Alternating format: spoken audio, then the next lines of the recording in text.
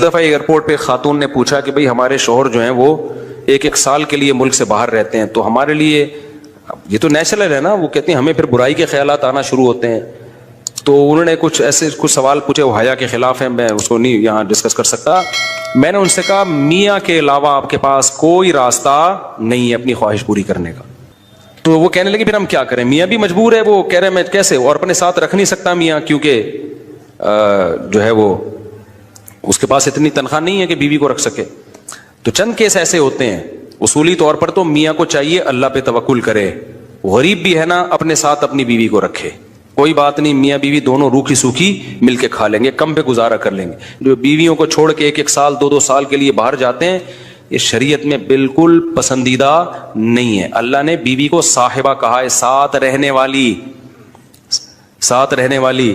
مجھے وزیر آباد میں 1 مہینہ رہنا تھا، یہ بات ہوگی 2006 یا 2007 کی. انہوں نے کہا کہ 1 مہینہ آپ نے یہاں اسٹے کرنا ہے.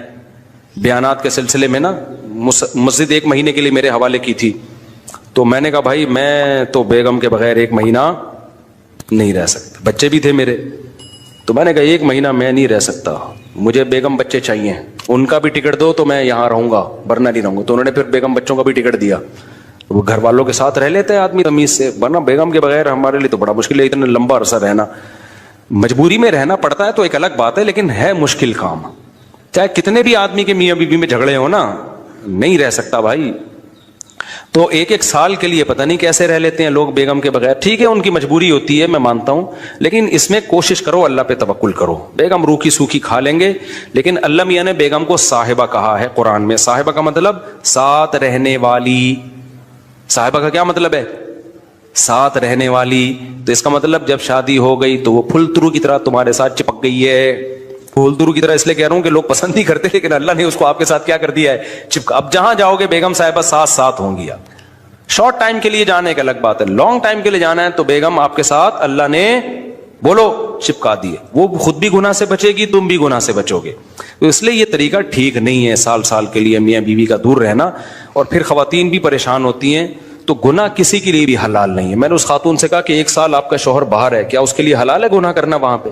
اس کے لیے حلال نہیں ہے تو آپ کے لیے بھی حلال نہیں. تو اللہ میاں نے صرف یہی رکھا ہے کہ ایک دوسرے کی خواہش پوری کر سکتے ہیں میاں بیوی، اس کے علاوہ ان کے پاس کوئی آپشن نہیں ہے.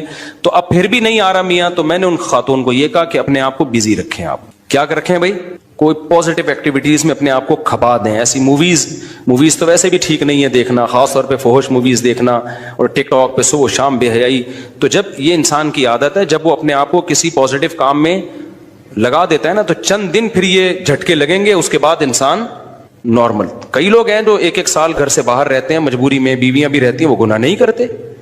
وجہ کیا ہے کہ وہ سوچتے ہی نہیں نا اس بارے میں، وہ اپنے آپ کو بزی رکھتے ہیں، مصروف رکھتے ہیں. تبلیغی جماعت میں سال کے لیے لوگ جاتے ہیں.